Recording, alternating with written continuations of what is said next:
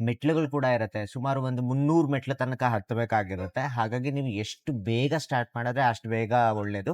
ತಮಗೆಲ್ಲರಿಗೂ ವಿಶ್ವವಿಖ್ಯಾತ ಭಟ್ಟು ಕೇವ್ಸ್ಗೆ ಸ್ವಾಗತ ಸುಸ್ವಾಗತ. ಹಿಂದೆ ನೋಡಿ ಎಷ್ಟು ಅದ್ಭುತವಾದ ವಿಗ್ರಹ ಕಾಣ್ತಾ ಇದೆ. ಫೈನಲಿ ಬೆಟ್ಟವನ್ನು ಹತ್ತಿ ಮತ್ತೆ ಇಳಿದು ದೇವಸ್ಥಾನದ ಹತ್ರ ಬಂದಿದ್ದೀವಿ. ನೋಡಿ ಹಿಂದೆ ನಿಮಗೆ ಗೋಪುರ ಕಾಣ್ತಾ ಇದೆ, ರಾಜಗೋಪುರ ಕಾಣ್ತಾ ಇದೆ. ದೇವಸ್ಥಾನ ತುಂಬಾ ಸುಂದರವಾಗಿದೆ. ಟ್ರೈ ಮಾಡ್ತಿದ್ದೀವಿ. ನೋಡಿ ಎಷ್ಟೊಂದು ಉಬ್ಬಿದೆ ಪೂರಿ. ನೋಡೋಣ ಟೇಸ್ಟ್ ಹೇಗಿದೆ ಅಂತ. ಆಲೂಗಡ್ಡೆ ಪಲ್ಯ ಕೂಡ ಕೊಟ್ಟಿದ್ದಾರೆ, ಸಾಂಬಾರ್ ಕೊಟ್ಟಿದ್ದಾರೆ.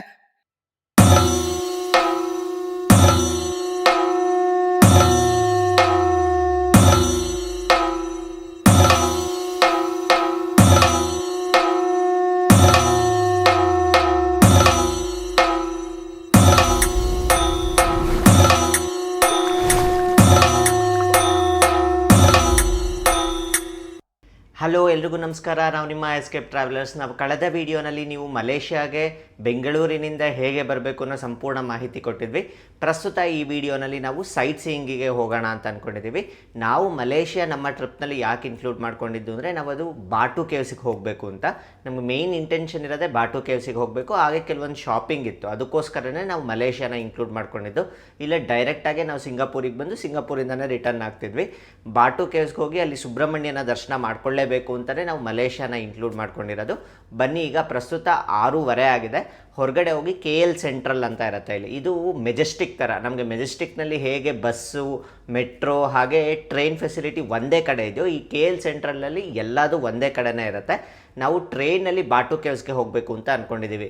ನೀವು ಬಸ್ಸಸ್ ಕೂಡ ಇರುತ್ತೆ, ಅಥವಾ ಟ್ರೈನ್ ಇರುತ್ತೆ, ಅಥವಾ ನೀವು ಕ್ಯಾಬ್ ಬೇಕಿದ್ರು ಮಾಡ್ಕೊಂಡು ಹೋಗ್ಬೋದಾಗಿರುತ್ತೆ. ಬಟ್ ಟ್ರೈನ್ ಜರ್ನಿ ಒಂದ್ಸಲ ಎಕ್ಸ್ಪೀರಿಯನ್ಸ್ ಮಾಡೋಣ ಅಂತ ನಾವು ಪ್ರಸ್ತುತ ಈಗ ಟ್ರೈನಲ್ಲಿ ಹೋಗೋಣ ಅಂತ ಅಂದ್ಕೊಂಡಿದ್ದೀವಿ. KL ಸೆಂಟ್ರಲ್ ತುಂಬಾ ಹತ್ತಿರ. ಕಳೆದ ವಿಡಿಯೋನಲ್ಲಿ ನಾನು ನಿಮಗೆ ಹೇಳಿದ್ದೆ, ನಮ್ಮ ರೂಮಿಂದ KL ಸೆಂಟ್ರಲ್ ತುಂಬಾ ಹತ್ತಿರ ಇರುತ್ತೆ. ಮೊದಲಿಗೆ KL ಸೆಂಟ್ರಲ್ನ ತಲುಪಬೇಕಾಗತ್ತೆ. ಅಲ್ಲಿಂದ ನಾವು ಟಿಕೆಟ್ಸ್ನ ತೆಗೆದುಕೊಂಡು ಬಾಟು ಕೇವ್ಸ್ಗೆ ಹೋಗಬೇಕು. ಅಲ್ಲಿ ಹೋದ್ಮೇಲೆ ನಾನು ನಿಮಗೆ ಟಿಕೆಟ್ ಪ್ರೈಸ್ ಎಷ್ಟು, ಹಾಗೆ ಯಾವ್ಯಾವ ಟೈಮಿಂಗ್ಸಲ್ಲಿ ಟ್ರೈನ್ ಇದೆ ಅನ್ನೋ ಸಂಪೂರ್ಣ ಮಾಹಿತಿ ಕೊಡ್ತೀನಿ. ಈ ಟ್ರೈನ್ ಟೇಬಲ್ ಕೂಡ ನೀವು ಆನ್ಲೈನಲ್ಲಿ ಚೆಕ್ ಮಾಡ್ಕೊಂಡು ಹೋಗ್ಬೋದಾಗಿರುತ್ತೆ. ಇಲ್ಲಿ ಸ್ಟ್ಯಾಂಡರ್ಡ್ ಡಿಪಾರ್ಚರ್ ಟೈಮ್ಸ್ ಇರುತ್ತೆ. ನಿಮಗೆ ಫ್ರೀಕ್ವೆಂಟ್ ಆಗಿ ಟ್ರೈನ್ಸ್ ಇರೋದಿಲ್ಲ. ಬೆಳಗ್ಗೆ 7:14 ಪ್ರಾರಂಭ ಆಗುತ್ತೆ ಅಂತ ಇತ್ತು. ಹಾಗಾಗಿ ಈಗ 6:30 ಆಗಿದೆ. ಹತ್ತಿರದಲ್ಲೇ ಇದೆಯಲ್ಲ, ಹಾಗಾಗಿ ಹೋಗಿ ನೋಡ್ತೀವಿ. ಬನ್ನಿ ಈಗ ಹೋಗೋಣಂತೆ. ಈಗ ನಾವು ನಮ್ಮ ಹೋಟೆಲಿಂದ ಹೊರಗಡೆ ಬಂದಿದ್ದೀವಿ. ಈಗ ನಿಮಗೆ ಒಂದು ಬ್ರಿಡ್ಜ್ ಕಾಣ್ತಿದೆಯಲ್ಲ, ಹೀಗೆ ಸ್ಟ್ರೈಟ್ ಆಗಿ ಹೋಗಬೇಕು. ಸ್ಟ್ರೈಟ್ ಆಗಿ ಹೋದರೆ ನಾವು KL ಸೆಂಟ್ರಲ್ ಒಳಗೆ ಹೋಗ್ಬೋದಾಗಿರುತ್ತೆ. ಈಗ ನಾವು KL ಸೆಂಟ್ರಲ್ ಒಳಗಡೆ ಹೋಗ್ತಾ ಇದ್ದೀವಿ. ನೋಡಿ, ಇದು ಒಂದು ಕಾಂಪ್ಲೆಕ್ಸ್ ಥರ ಇದೆ. ನೋಡಿ, ಶಾಪಿಂಗ್ ಮಾಲ್ ಥರ ಇದೆ. ಈಗ ಬನ್ನಿ ಒಳಗಡೆ ಹೋಗೋಣಂತೆ. ಈಗ ಇನ್ನು ಬೆಳಗ್ಗೆ 6:30 ಆಗಿದೆ. ಹಾಗಾಗಿ ಸಾಕಷ್ಟು ಜನ ನಿಮಗೆ ಕಾಣ್ತಾ ಇಲ್ಲ. ಇದು ತುಂಬಾ ಬ್ಯುಸಿ ಏರಿಯಾ ಅಂತ ಹೇಳ್ಬೋದು. ಫುಲ್ ಕ್ರೌಡೆಡ್ ಆಗಿರುತ್ತೆ.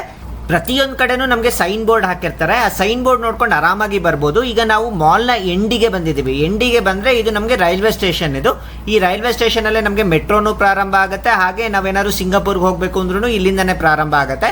ಇಲ್ಲೆಲ್ಲೂ ನಮಗೆ ಟಿಕೆಟ್ ಕೌಂಟರ್ಸ್ ಇರೋದಿಲ್ಲ, ಟಿಕೆಟ್ ವೆಂಡಿಂಗ್ ಮಿಷನ್ಸ್ ಇರುತ್ತೆ. ಕೆಲವು ಕಡೆ ಕ್ಯಾಶ್ ಅಕ್ಸೆಪ್ಟ್ ಆಗುತ್ತೆ, ಕೆಲವು ಕಡೆ ಅಕ್ಸೆಪ್ಟ್ ಆಗೋದಿಲ್ಲ.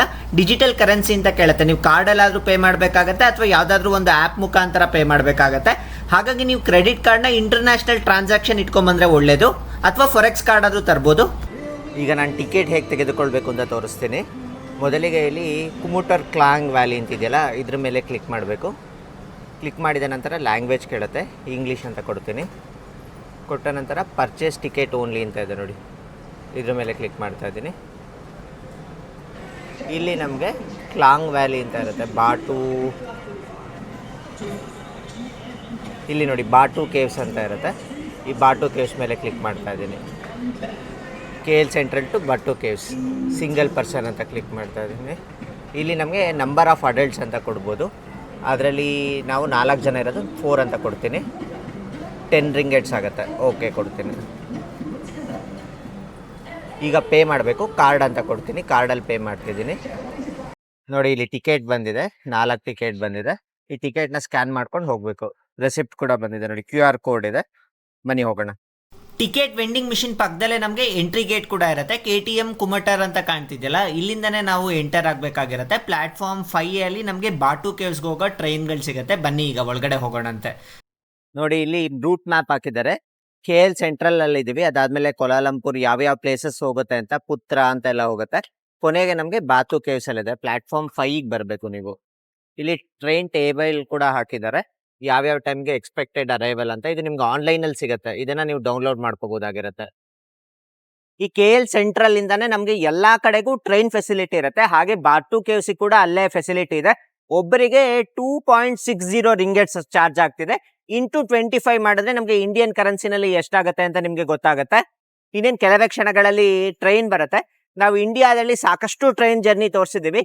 ಈಗ ಮಲೇಷ್ಯಾನಲ್ಲಿ ಟ್ರೈನ್ಸ್ ಹೇಗಿರುತ್ತೆ ಅಂತ ನೋಡೋಣಂತೆ.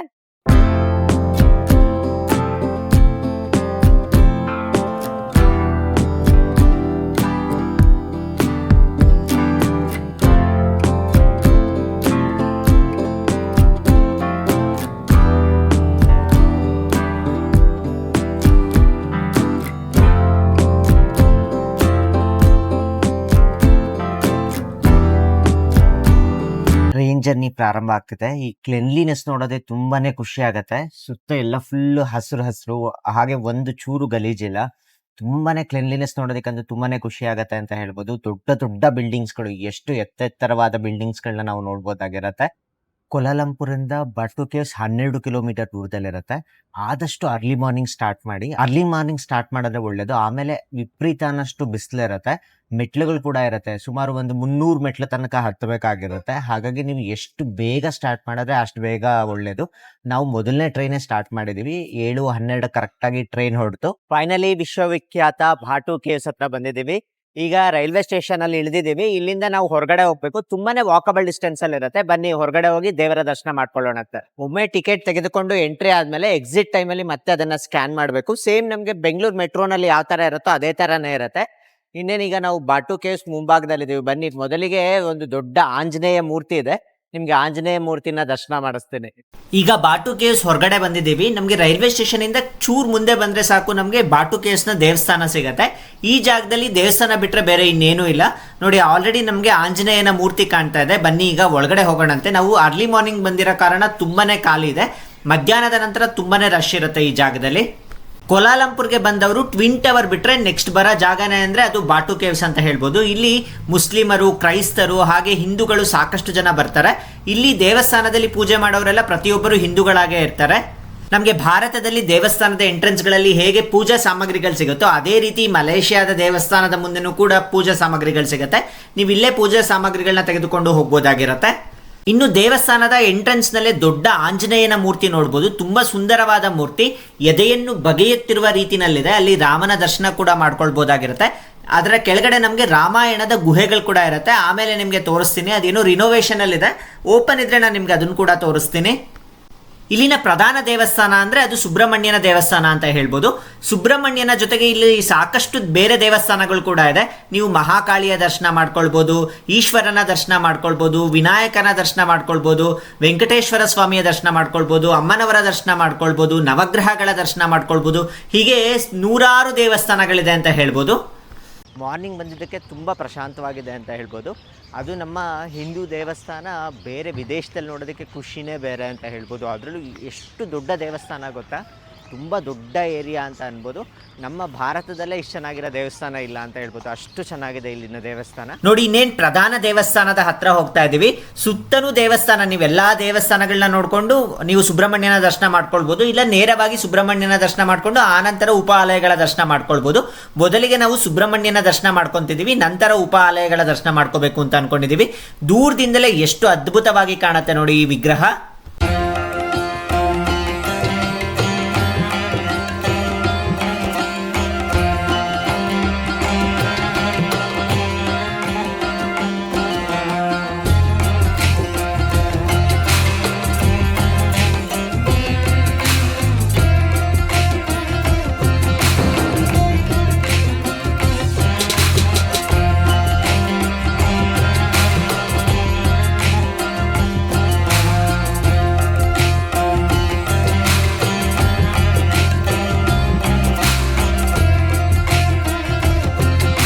ತಮಗೆಲ್ಲರಿಗೂ ವಿಶ್ವವಿಖ್ಯಾತ ಭಟ್ಟು ಕೇವ್ಸ್ಗೆ ಸ್ವಾಗತ ಸುಸ್ವಾಗತ.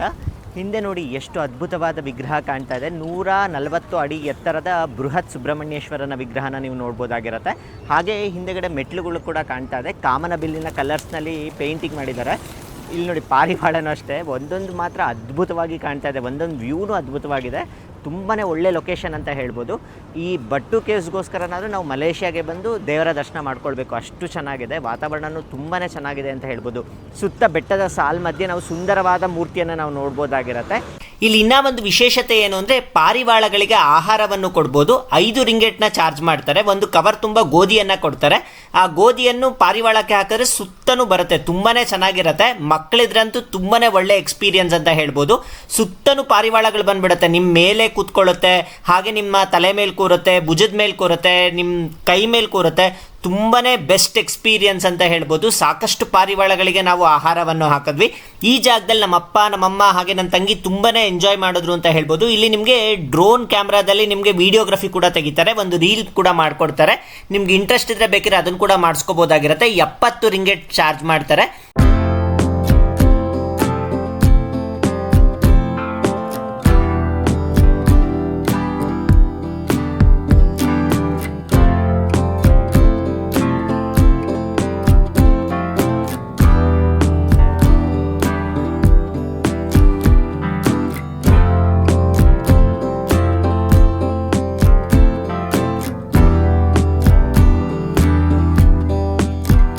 ಹಿಂದೆ ಎಲ್ಲ ಬೆಟ್ಟಗಳು ಕಾಣ್ತಿದೆಯಲ್ಲ, ಇದು 400 ಮಿಲಿಯನ್ ವರ್ಷಗಳ ಹಿಂದಿನ ಬೆಟ್ಟಗಳು ಅಂತ ಹೇಳ್ತಾರೆ.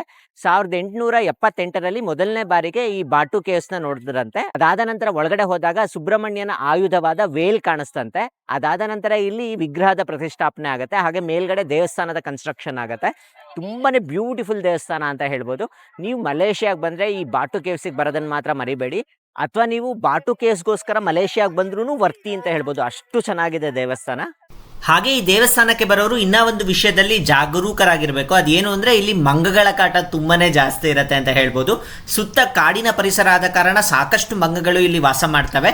ಇಲ್ಲಿ ಬರುವ ಪ್ರವಾಸಿಗರಿಂದ ತಿನ್ನೋ ಪದಾರ್ಥಗಳನ್ನ ಕಿತ್ಕೊಂಡು ಹೋಗುತ್ತೆ. ಪ್ರತಿಯೊಬ್ಬರು ಬ್ಯಾಗ್ ಕೂಡ ಚೆಕ್ ಮಾಡ್ತಾ ಇರುತ್ತೆ. ಹಾಗಾಗಿ ಇಲ್ಲಿ ಬಂದಾಗ ತುಂಬಾ ಹುಷಾರಾಗಿರಬೇಕು.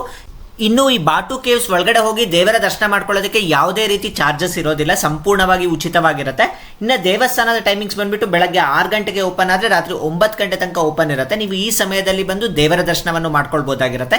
ನಮಗೆ ಮುಖ್ಯವಾದ ದೇವಸ್ಥಾನ ಗುಹೆ ಒಳಗಡೆ ಇರುತ್ತೆ. ಗುಹೆ ಒಳಗಡೆ ಒಂದು ಸಪ್ರೇಟ್ ಆದ ದೇವಸ್ಥಾನ ಇರುತ್ತೆ. ಇನ್ನು ಇಲ್ಲಿ ಮುಂದೆ ಎಲ್ಲ ಕಾಣ್ತಿರೋದು ಇದು ಚಿಕ್ಕ ಚಿಕ್ಕ ಉಪಾಲಯಗಳಾಗಿರುತ್ತೆ. ಇಲ್ಲಿ ನಮಗೆ ಹೋಟೆಲ್ ಕಾಂಪ್ಲೆಕ್ಸ್ ಕೂಡ ಇರುತ್ತೆ. ನಿಮ್ಗೆ ಏನಾದ್ರು ಬ್ರೇಕ್ಫಾಸ್ಟ್ ಎಲ್ಲ ಬೇಕು ಅಂದರೆ ಇಂಡಿಯನ್ ಫುಡ್ ಇಲ್ಲಿ ಸಿಗುತ್ತೆ. ನಾವು ಮೊದಲಿಗೆ ತಿಂಡಿಯನ್ನು ತಿನ್ಕೊಂಡು ನಂತರ ದೇವರ ದರ್ಶನಕ್ಕೆ ಹೋಗ್ತಾ ಇದೀವಿ. ಬೆಟ್ಟ ಹತ್ಬೇಕಲ್ಲ, ಇಲ್ಲೇ ನಮಗೆ ಸೌತ್ ಇಂಡಿಯನ್ ರೆಸ್ಟೋರೆಂಟ್ ಕೂಡ ಸಿಗುತ್ತೆ. ನಿಮಗೆ ಮಲೇಷಿಯಾದಲ್ಲಿ ಆಲ್ಮೋಸ್ಟ್ ಎಲ್ಲ ಕಡೆನೂ ಸೌತ್ ಇಂಡಿಯನ್ ರೆಸ್ಟೋರೆಂಟ್ ಸಿಗುತ್ತೆ. ಯಾಕಂದರೆ ತಮಿಳಿಯನ್ ಸಿಕ್ಕಾಪಟ್ಟೆ ಜನ ಇರ್ತಾರೆ. ಅದರಲ್ಲೂ ಲಿಟಿಲ್ ಇಂಡಿಯಾನಲ್ಲಂತೂ ತುಂಬಾ ಹೋಟೆಲ್ಸ್ ಇದೆ. ಈಗ ಬಟ್ಟು ಕೇವ್ಸ್ನಲ್ಲಿ ತಿಂಡಿ ತಿಂದ್ಬಿಟ್ಟು ಆಮೇಲೆ ನಾವು ಬೆಟ್ಟ ಹತ್ತೋಣ ಅಂತ ಪ್ಲಾನ್ ಮಾಡ್ಕೊಂಡಿದ್ದೀವಿ. ಇಟ್ಸ್ ಎಲ್ಲ ಸ್ವಲ್ಪ ಚೀಪ್ ಆಗಿ ಇದೆ ಅಂತ ಹೇಳ್ಬೋದು. ಇಡ್ಲಿ ಎಲ್ಲ ನೋಡಿ 1.5 ರಿಂಗೆಟ್ಟು, 3 ರಿಂಗೆಟ್ಟು, 2 ಇಡ್ಲಿ ಆದರೆ 3 ರಿಂಗೆಟ್ ತೋರಿಸ್ತಾ ಇದೆ. ದೋಸೆ ಎಲ್ಲ 3 ರಿಂಗೆಟ್ಟು, ಮಸಾಲೆ ದೋಸೆ 5 ರಿಂಗೆಟ್ ಎಲ್ಲ ಇದೆ. ನಾನಿಲ್ಲಿ ಪೊಂಗಲ್ ಟ್ರೈ ಮಾಡೋಣ ಅಂತ ಅಂದ್ಕೊಂಡಿದ್ದೀನಿ. ಯಾಕೆಂದರೆ ತಮಿಳ್ನಾಡವರೆಲ್ಲ ಪೊಂಗಲ್ ತುಂಬ ಚೆನ್ನಾಗಿ ಮಾಡ್ತಾರಲ್ಲ. ಇದು 5 ರಿಂಗೆಟ್ಸ್ ತೋರಿಸ್ತಾ ಇದ್ದಾರೆ. ಕ್ವಾಂಟಿಟಿ ಹೇಗೆ ಬರುತ್ತೋ ನೋಡಬೇಕು. ದೋಸೆ ಕೂಡ ಆರ್ಡರ್ ಮಾಡಿದ್ದೀವಿ. ರೇಟ್ಸ್ ಎಲ್ಲ ತುಂಬಾ ಚೀಪ್ ಇದೆ ಅಂತ ಹೇಳ್ಬೋದು. ಸಿಟಿನಲ್ಲಿ ಇನ್ನೂ ಕಾಸ್ಟ್ಲಿ ಇದೆ. ಬಾಟು ಕೇವ್ಸಲ್ಲಿ ತುಂಬಾ ಕಡಿಮೆ ಇದೆ. ನೋಡಿ ಪೊಂಗಲ್ ಬಂದಿದೆ, ಪೂರಿನೂ ಬಂದಿದೆ, ಇಡ್ಲಿನೂ ಇದೆ. ಟೇಸ್ಟ್ ನೋಡ್ಬಿಟ್ಟು ಹೇಳ್ತೀನಿ ಹೇಗಿದೆ ಅಂತ. ಮೊದಲಿಗೆ ನಾವು ಪೊಂಗಲ್ನ ಟ್ರೈ ಮಾಡೋಣಂತೆ. ಪೊಂಗಲ್ ಹೇಗಿದೆ ಅಂತ, ತಮಿಳ್ನಾಡು ಥರನೇ ಇದೆಯೋ ಬೇರೆ ಥರ ಇದೆಯಾ ಅಂತ.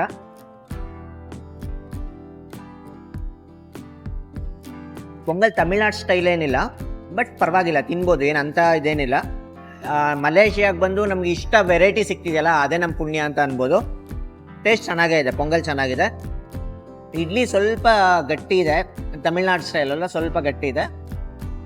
ಟ್ರೈ ಮಾಡ್ತಿದ್ದೀವಿ. ನೋಡಿ ಎಷ್ಟೊಂದು ಉಬ್ಬಿದೆ ಪೂರಿ. ನೋಡೋಣ ಟೇಸ್ಟ್ ಹೇಗಿದೆ ಅಂತ. ಆಲೂಗಡ್ಡೆ ಪಲ್ಯ ಕೂಡ ಕೊಟ್ಟಿದ್ದಾರೆ, ಸಾಂಬಾರು ಕೊಟ್ಟಿದ್ದಾರೆ. 3 ರಿಂಗೆಟ್ ಪೂರಿ, 75 ರೂಪಾಯಿ ಒಂದು ಪೂರಿಗೆ. 3 ರಿಂಗೆಟು 75 ರೂಪಾಯಿ ಒಂದು ಪೂರಿಗೆ.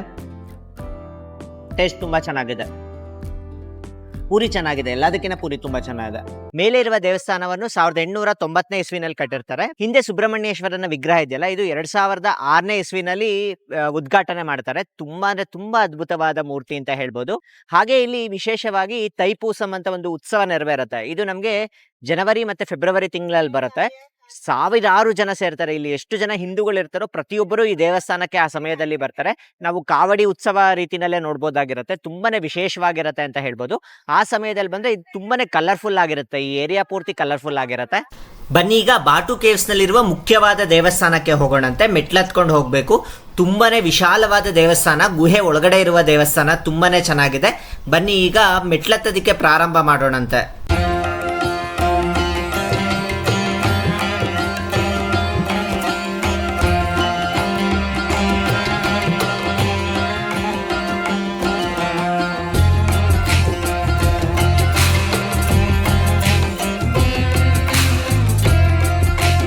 ಈಗ ಬಾಟು ಕೇವ್ಸ್ನಲ್ಲಿ ಮೆಟ್ಲು ಹತ್ತೋದಕ್ಕೆ ಸ್ಟಾರ್ಟ್ ಮಾಡಿದ್ದೀವಿ.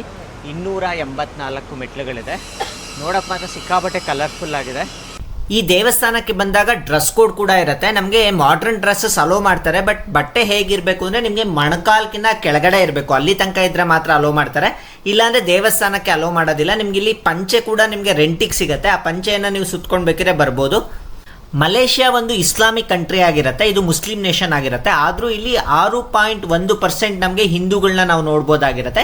ಸುಮಾರು 1.97 ಮಿಲಿಯನ್ ಅಷ್ಟು ಜನ ಹಿಂದೂಗಳು ಈ ಮಲೇಷ್ಯಾದಲ್ಲಿ ವಾಸ ಮಾಡ್ತಿದ್ದಾರೆ. ಈ ಮಲೇಷ್ಯಾದಲ್ಲಿ ತೈಪೂಸಂ ಹಾಗೆ ದೀಪಾವಳಿ ಅತ್ಯಂತ ವಿಜೃಂಭಣೆಯಿಂದ ಸೆಲೆಬ್ರೇಟ್ ಮಾಡ್ತಾರೆ. ದೀಪಾವಳಿಗೆ ಇಲ್ಲಿ ನ್ಯಾಷನಲ್ ಹಾಲಿಡೇ ಕೂಡ ಇರುತ್ತೆ. ನೋಡಿ, ಮಂಗಗಳ ಚೇಷ್ಟೆ ಆಗಲೇ ಪ್ರಾರಂಭ ಆಗಿದೆ. ಮೆಟ್ಲಿಗೂ ಸಾಕಷ್ಟು ಕೋತಿಗಳಿರುತ್ತೆ. ನಿಮಗೆ ಬ್ಯಾಗ್ಗಳೆಲ್ಲ ಕಿತ್ಕೊಳ್ಳೋದು ಆ ಥರ ಎಲ್ಲ ಮಾಡ್ತಾ ಇರುತ್ತೆ. ಹಾಗಾಗಿ ನೀವು ಯಾವುದೇ ತಿನ್ನೋ ವಸ್ತುಗಳನ್ನ ಇಲ್ಲಿ ಕ್ಯಾರಿ ಮಾಡಬೇಡಿ. ಕ್ಯಾರಿ ಮಾಡಿದ್ರೆ ಅದನ್ನು ಕೊನೆಗೆ ನೀವು ಮಂಗಗಳಿಗೆ ಕೊಟ್ಟು ಹೋಗಬೇಕಾಗತ್ತೆ. ನೋಡಿ, ಕೆಳಗಡೆ ಎಷ್ಟು ಅದ್ಭುತವಾಗಿ ಕಾಣ್ತಾ ಇದೆ. ಸುಬ್ರಹ್ಮಣ್ಯೇಶ್ವರನ ಹೈಟಿಗೆ ನಾವು ಬಂದಿದ್ದೀವಿ ಆಲ್ಮೋಸ್ಟ್. ಇನ್ನೊಂದು ಸ್ವಲ್ಪ ಮೆಟ್ಲುಗಳನ್ನ ಹತ್ತಿದ್ರೆ ನಾವು ಕೇವ್ಸ್ನ ತಲುಪ್ತೀವಿ. ಬನ್ನಿ ಈಗ ಮುಂದೆ ಹತ್ಕೊಂಡು ಹೋಗೋಣಂತೆ. ಈಗ ಆಲ್ಮೋಸ್ಟ್ ನಾವು ಹತ್ತತ್ರ ಬಂದ್ಬಿಟ್ಟಿದ್ದೀವಿ. ನೋಡಿ, ಅಲ್ಲಿ ನಿಮಗೆ ಆರ್ಚ್ ರೀತಿ ಕಾಣ್ತಿದೆಯಲ್ಲ, ಆ ಆರ್ಚ್ನಲ್ಲೇ ಸುಬ್ರಹ್ಮಣ್ಯೇಶ್ವರನ ದೇವಸ್ಥಾನ ಇರೋದು. ನೀವು ಒಳಗಡೆ ಹೋದರೆ ಗೊತ್ತಾಗುತ್ತೆ, ಅಲ್ಲಿ ಜಾಗ ತುಂಬಾ ಸ್ಪೇಷಿಯಸ್ ಆಗಿರುತ್ತೆ. ಇಲ್ಲಿ ಚಿಕ್ಕ ಗುಹೆ ಥರ ಕಾಣುತ್ತೆ, ಬಟ್ ನೀವು ಒಳಗಡೆ ಹೋದರೆ ಒಂದು ವಿಶಾಲವಾದ ಪ್ರಾಂಗಣನ ನೀವು ನೋಡ್ಬೋದು. ನಿಮಗೆ ಮೇಲೋದ್ಮೇಲೆ ತೋರಿಸ್ತೀನಿ. ತುಂಬಾ ದೊಡ್ಡದಾದ ದೇವಸ್ಥಾನ ಅಂತ ಹೇಳ್ಬೋದು.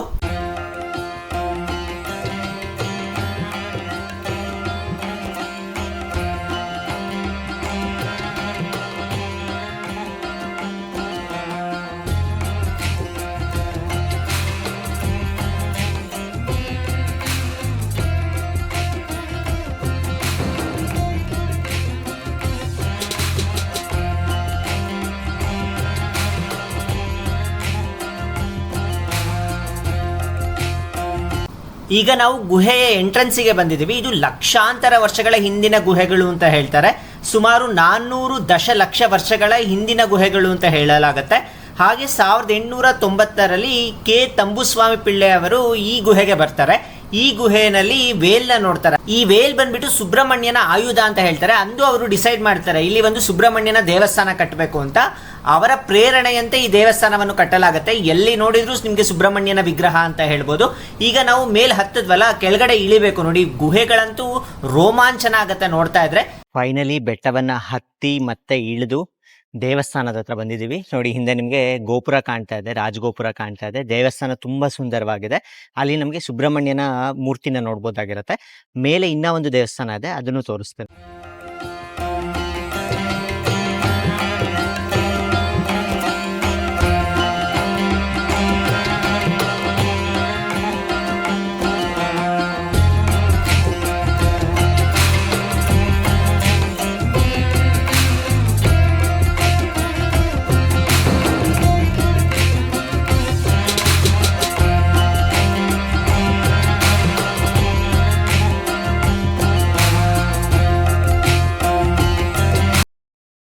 ಈಗ ಬನ್ನಿ ದೇವಸ್ಥಾನದ ಒಳಗಡೆ ಹೋಗಿ ದೇವರ ದರ್ಶನ ಮಾಡ್ಕೊಳ್ಳೋಣಂತೆ.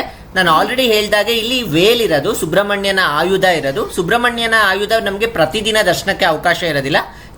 ಕೆಲವು ವಿಶೇಷ ಸಂದರ್ಭಗಳಲ್ಲಿ ಮಾತ್ರ ಅದನ್ನ ದರ್ಶನ ಮಾಡ್ಕೊಳ್ಬಹುದಾಗಿರುತ್ತೆ. ಅದ್ರ ಮುಂದೆಗಡೆ ನಮಗೆ ಒಂದು ಲೋಹದ ಸುಬ್ರಹ್ಮಣ್ಯೇಶ್ವರನ ವಿಗ್ರಹ ಇದೆ, ಅದನ್ನ ನಾವು ದರ್ಶನ ಮಾಡ್ಕೊಳ್ಬಹುದಾಗತ್ತೆ. ಈ ದೇವಸ್ಥಾನ ಸಂಪೂರ್ಣವಾಗಿ ದ್ರಾವಿಡ ವಾಸ್ತುಶಿಲ್ಪ ಶೈಲಿಯಲ್ಲಿದೆ. ಈಗ ನಾವು ಮುಖ್ಯ ದ್ವಾರದ ಒಳಗಡೆ ಹೋಗ್ತಾ ಇದ್ದೀವಿ. ನೋಡಿ, ಒಂದು ವಿಶಾಲವಾದ ಮಂಟಪ ಕೂಡ ಇದೆ.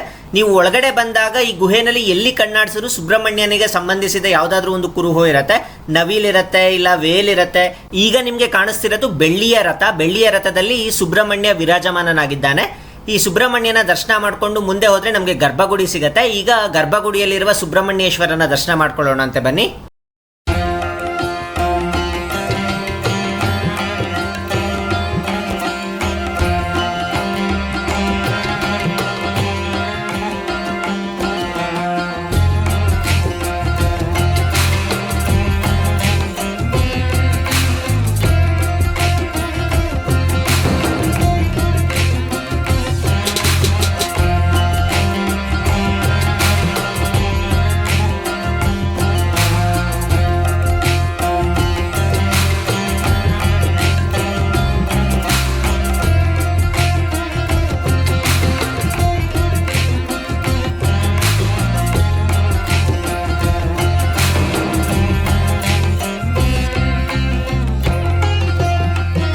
ಇಲ್ಲಿ ಮುಖ್ಯ ದೇವಸ್ಥಾನದ ದರ್ಶನ ಆದ ನಂತರ ಇನ್ನು ಕೆಲವು ಮೆಟ್ಲುಗಳಿದೆ ನೋಡಿ. ಆ ಮೆಟ್ಲು ಹತ್ಕೊಂಡು ಹೋದರೆ ನಮಗೆ ವಲ್ಲಿ ದೇವಸೇನಾ ಸಮೇತ ಸುಬ್ರಹ್ಮಣ್ಯೇಶ್ವರನ ದರ್ಶನ ಮಾಡ್ಕೊಳ್ಬೋದು. ಇಲ್ಲಿ ನಾವು ಬರೀ ಸುಬ್ರಹ್ಮಣ್ಯನ ದರ್ಶನ ಮಾಡ್ಕೊಂಡ್ವಿ. ಈಗ ಸತಿಯರೊಂದಿಗೆ ವಲ್ಲಿ ದೇವಸೇನಾ ಸಮೇತ ಸುಬ್ರಹ್ಮಣ್ಯನ ದರ್ಶನ ಮಾಡ್ಕೊಳ್ಳೋದಕ್ಕೆ ಮತ್ತೆ ಕೆಲವೊಂದು ಮೆಟ್ಲುಗಳನ್ನ ಹತ್ತಬೇಕು. ಬ್ಯೂಟಿಫುಲ್ ಆಗಿದೆ ಈ ಗುಹೆ ಮಾತ್ರ. ನ್ಯಾಚುರಲ್ ಆಗಿ ಆಗಿರೋ ಗುಹೆಗಳಿದು, ಫಾರ್ಮೇಷನ್ ಆಗಿರೋ ಗುಹೆಗಳು. ಆ ಗುಹೆಗಳಿಗೆ ದೇವಸ್ಥಾನಕ್ಕೆ ಎರಡು ಕಣ್ಣು ಸಾಲದು, ಅಷ್ಟು ಅದ್ಭುತವಾಗಿದೆ ಈ ಗುಹೆಗಳು. ಈಗ ಇಷ್ಟೊತ್ತು ನಾವು ನೋಡಿದ್ದು ಕ್ಲೋಸ್ಡ್ ಏರಿಯಾನಲ್ಲಿರುವ ಒಂದು ದೇವಸ್ಥಾನ ಅಂತ ಹೇಳ್ಬೋದು. ಮುಂದೆ ನಾನು ನಿಮಗೆ ತೋರಿಸ್ತಾ ಇದ್ದೀನಲ್ಲ, ಈ ಮೆಟ್ಲು ಹತ್ಕೊಂಡೋದ್ರೆ ಇನ್ನ ಮೇಲೆ ಒಂದು ದೇವಸ್ಥಾನ ಇದೆ. ಈ ದೇವಸ್ಥಾನದ ವಿಶೇಷತೆ ಏನು ಅಂದರೆ ಇಲ್ಲಿ ಸೂರ್ಯನ ಬೆಳಕು ಬೀಳುತ್ತೆ, ಮೇಲಿನಿಂದ ಸೂರ್ಯನ ಬೆಳಕು ಬೀಳುತ್ತೆ. ಆ ಮಧ್ಯದಲ್ಲಿ ಮಾತ್ರ ಪ್ಯಾಸೇಜ್ ಥರ ಇದೆ, ಅಲ್ಲಿಂದ ಸೂರ್ಯನ ಬೆಳಕು, ಗಾಳಿ ಹಾಗೆ ಮಳೆ ಕೂಡ ಬೀಳುತ್ತೆ. ತುಂಬಾ ಚೆನ್ನಾಗಿದೆ. ಇನ್ನು ಕೆಲವಷ್ಟು ಮೆಟ್ಲುಗಳನ್ನ ಹತ್ಕೊಂಡು ಹೋಗಬೇಕು. ಬನ್ನಿ ಈಗ ಮೇಲೆ ಹೋಗಿ ದೇವರ ದರ್ಶನ ಮಾಡ್ಕೊಳ್ಳೋಣಂತೆ. ನೋಡಿ ಇಲ್ಲಿಂದ ವ್ಯೂ ಕೂಡ ಎಷ್ಟು ಅದ್ಭುತವಾಗಿ ಕಾಣ್ತಾ ಇದೆ. ಈಗ ನಾನು ಹಿಂಭಾಗದ ವ್ಯೂ ತೋರಿಸ್ತೀನಿ ನಿಮಗೆ. ಗೋಪುರನೂ ಕೂಡ ತುಂಬ ಚೆನ್ನಾಗಿ ಕಾಣುತ್ತೆ. ಆ ನ್ಯಾಚುರಲ್ ರಾಕ್ ಫಾರ್ಮೇಷನ್ ಮಧ್ಯೆ ದೇವಸ್ಥಾನ ನೋಡೋದಕ್ಕೆ ಒಂದು ವಿಶೇಷ ಅಂತ ಹೇಳ್ಬೋದು. ಹಾಗಾಗಿ ಇದು ಅಷ್ಟು ಫೇಮಸ್. ನೋಡಿ ಎಷ್ಟು ಅದ್ಭುತವಾಗಿ ಕಾಣ್ತಾ ಇದೆ. ಫುಲ್ಲು ಸುತ್ತ ನಿಮಗೆ ಬಂಡೆಯ ಒಳಗಡೆ, ಬೆಟ್ಟದ ಒಳಗಡೆ ನಿಮಗೆ ಒಂದು ದೇವಸ್ಥಾನ. ಅಷ್ಟು ಚೆನ್ನಾಗಿದೆ ಈ ದೇವಸ್ಥಾನ. ಇನ್ನು ಮೇಲ್ಭಾಗಕ್ಕೆ ಬಂದರೆ ಇಲ್ಲಿ ನಟರಾಜ ಸ್ವಾಮಿಯ ದರ್ಶನ ಮಾಡ್ಕೊಳ್ಬೋದು.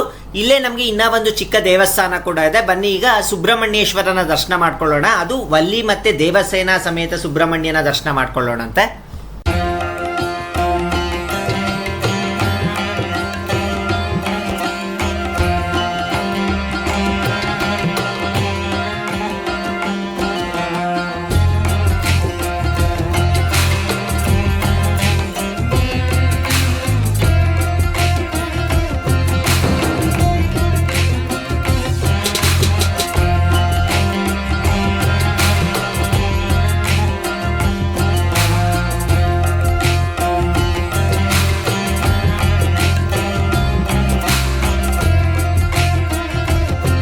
ಫೈನಲಿ ಮೇಲ್ಗಡೆ 2 ಸುಬ್ರಹ್ಮಣ್ಯೇಶ್ವರನ ದರ್ಶನ ಆಯಿತು. ಹಾಗೆ ಈಗ ಕೆಳಗಡೆ ಸಾಕಷ್ಟು ದೇವಸ್ಥಾನಗಳಿದೆ ಅಂತ ಹೇಳಿದ್ನಲ್ಲ, ಈಗ ಆ ದೇವಸ್ಥಾನಗಳ ಸಂದರ್ಶನ ಮಾಡೋಣಂತೆ. ಈಗ ಮತ್ತೆ ಸೇಮ್ ನಾವು ಯಾವ ದಾರಿನಲ್ಲಿ ಮೆಟ್ಲು ಹತ್ಕೊಂಡ್ಬಂದ್ವೋ ಆ ಮೆಟ್ಲೆ ಇಳಿದುಬಿಟ್ಟು ನಾವು ಹೋಗಿ ಮತ್ತೆ ಇನ್ನೂ ಕೆಲವು ದೇವಸ್ಥಾನಗಳ ದರ್ಶನ ಮಾಡ್ಕೊಳ್ಳೋಣಂತೆ. ಈಗ ನಾವು ಪ್ರಸ್ತುತ ಕೆಳಗಡೆ ಇರುವ ಕೆಲವು ದೇವಸ್ಥಾನಗಳ ದರ್ಶನ ಮಾಡೋಣಂತೆ. ಈಗ ಕೆಳಗಡೆ ಇರುವ ಮಹಾಕಾಳಿಯ ದೇವಸ್ಥಾನಕ್ಕೆ ಅಂತ ಬಂದಿದ್ದೀವಿ. ಮಹಾಕಾಳಿಯ ದೇವಸ್ಥಾನ ಕೂಡ ತುಂಬಾನೇ ವಿಶಾಲವಾಗಿದೆ ಅಂತ ಹೇಳ್ಬೋದು. ನೀವು ದೊಡ್ಡದಾದ ಒಂದು ಮೂರ್ತಿ ನೋಡ್ತಿರ್ಬೋದು, ಮಲಗಿರುವ ರೀತಿನಲ್ಲಿದೆ. ಈ ಥರದ ಮೂರ್ತಿ ನಾನು ತುಂಬ ಅಪರೂಪ, ಎಲ್ಲೂ ನೋಡಿರಲಿಲ್ಲ. ಈಗ ಬನ್ನಿ ಮೂಲ ಮೂರ್ತಿಯ ದರ್ಶನ ಮಾಡೋಣಂತೆ. ಮೂಲ ಮೂರ್ತಿಗೂ ಕೂಡ ತುಂಬಾನೇ ವಿಶೇಷವಾಗಿ ಅಲಂಕಾರ ಮಾಡಿರ್ತಾರೆ. ತಮಿಳುನಾಡಿನಲ್ಲಿ ಹೇಗೆ ಅಲಂಕಾರ ಮಾಡಿರ್ತಾರೋ ಅದೇ ರೀತಿ ಇಲ್ಲಿ ಅಲಂಕಾರ ಮಾಡಿರ್ತಾರೆ.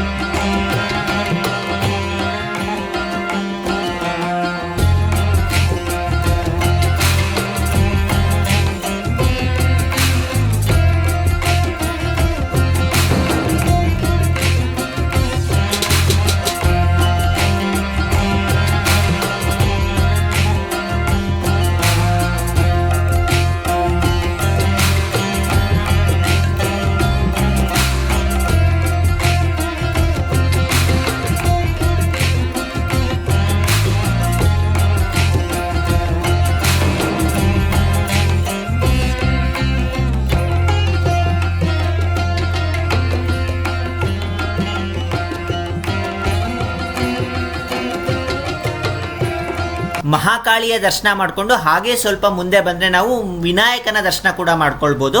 ಬನ್ನಿ ಈಗ ವಿಘ್ನೇಶ್ವರನ ದರ್ಶನ ಮಾಡೋಣಂತೆ.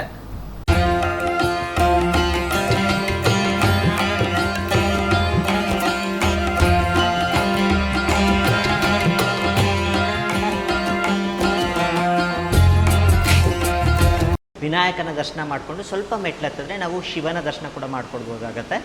ಬನ್ನಿ ನೋಡೋಣ ಈಗ ಶಿವನ ದರ್ಶನ ಮಾಡ್ಕೊಳ್ಳೋಣಂತೆ.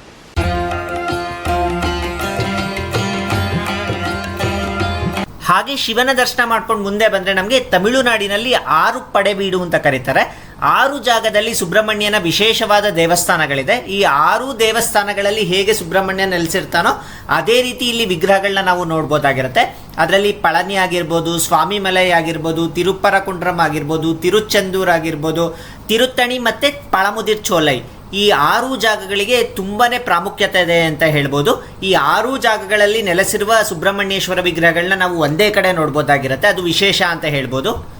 ಇನ್ನು ದೇವಸ್ಥಾನದ ಹೊರಗಡೆ ಒಂದು ಬರ್ಡ್ ಪಾರ್ಕ್ ಕೂಡ ಇದೆ.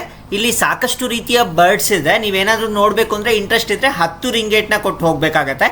ಹೊರಗಡೆಯಿಂದ ನಿಮ್ಗೆ ಆ ಫಾಲ್ಸ್ ಕೂಡ ಕಾಣುತ್ತೆ, ಹತ್ತಿರ ಹೋಗ್ಬಿಟ್ಟು ಫಾಲ್ಸ್ ಕೂಡ ನೋಡ್ಬೋದಾಗಿರುತ್ತೆ. ನಾನು ಹೊರಗಡೆಯಿಂದನೇ ನೋಡಿದ್ವಿ, ಯಾಕಂದರೆ ನಮಗೆ ಟೈಮ್ ತುಂಬಾ ಕಡಿಮೆ ಇತ್ತು, ಹಾಗಾಗಿ ಹೊರಗಡೆಯಿಂದನೇ ನೋಡಿದ್ವಿ. ಈಗ ಮುಂದೆ ನಾವು ವೆಂಕಟೇಶ್ವರ ಸ್ವಾಮಿಯ ದರ್ಶನ ಮಾಡ್ಕೊಳ್ಳೋದಕ್ಕೆ ಅಂತ ಒಳಗಡೆ ಹೋಗ್ತಾ ಇದ್ದೀವಿ. ಇಲ್ಲಿನ ವಿಶೇಷತೆ ಏನು ಅಂದರೆ, ನಾವು ತಿರುಪತಿಗೆ ಹೋದಾಗ ಹೇಗೆ ಗೋವಿಂದರಾಜ ಸ್ವಾಮಿ ದರ್ಶನ ಮಾಡ್ಕೊತೀವಿ, ನಂತರ ಅಮ್ಮನವರ ದರ್ಶನ ಮಾಡ್ಕೊತೀವಿ, ನಂತರ ವೆಂಕಟೇಶ್ವರ ಸ್ವಾಮಿ ದರ್ಶನ ಮಾಡ್ಕೊತೀವಿ. ಅದೇ ರೀತಿ ನಮಗೆ ಇಲ್ಲಿ ಮೊದಲಿಗೆ ಗೋವಿಂದರಾಜ ಸ್ವಾಮಿ ವಿಗ್ರಹ ಕೂಡ ಇದೆ, ನಂತರ ಪದ್ಮಾವತಿ ಅಮ್ಮನವರ ದರ್ಶನ ಮಾಡ್ಕೊಳ್ಬೋದು, ನಂತರ ವೆಂಕಟೇಶ್ವರ ಸ್ವಾಮಿ ದರ್ಶನ ಮಾಡ್ಕೊಳ್ಬೋದು. ಇಲ್ಲಿ ಕೂಡ ಆಗಮ ಶಾಸ್ತ್ರದ ಪ್ರಕಾರನೇ ಎಲ್ಲ ಪೂಜಾ ವಿಧಿವಿಧಾನಗಳು ನೆರವೇರುತ್ತೆ. ಬನ್ನಿ ಈಗ ದೇವರ ದರ್ಶನ ಮಾಡೋಣಂತೆ.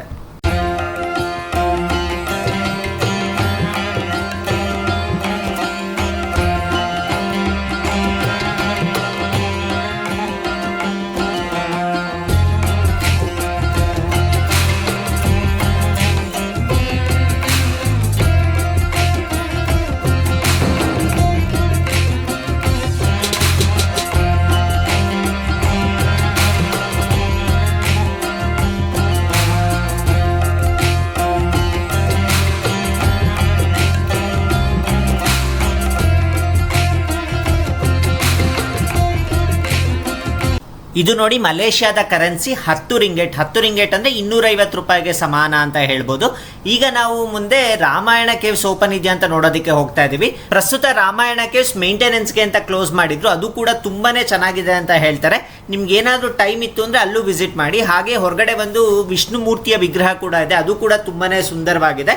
ಈಗ ನಿಮಗೆ ಕಾಣಿಸ್ತಿರೋದು ಆಂಜನೇಯನ ದೇವಸ್ಥಾನ. ಹೀಗೆ ಸಾಕಷ್ಟು ದೇವಸ್ಥಾನಗಳಿದೆ, ಇನ್ನು ಸಾಕಷ್ಟು ಚಿಕ್ಕ ಚಿಕ್ಕ ದೇವಸ್ಥಾನಗಳನ್ನ ನಾನು ಬಿಟ್ಬಿಟ್ಟಿದ್ದೀನಿ, ತುಂಬಾ ದೇವಸ್ಥಾನಗಳಿದೆ. ಇದಾಗಿತ್ತು ಇವತ್ತಿನ ವ್ಲಾಗ್.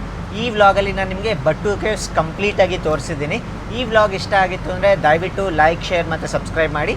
ಮತ್ತೆ ಮುಂದಿನ ವೀಡಿಯೋ ಒಂದಿಗೆ ಮತ್ತೆ ಭೇಟಿಯಾಗೋಣ. ಅಲ್ಲಿಯವರೆಗೂ ಎಲ್ಲರಿಗೂ ನಮಸ್ಕಾರ.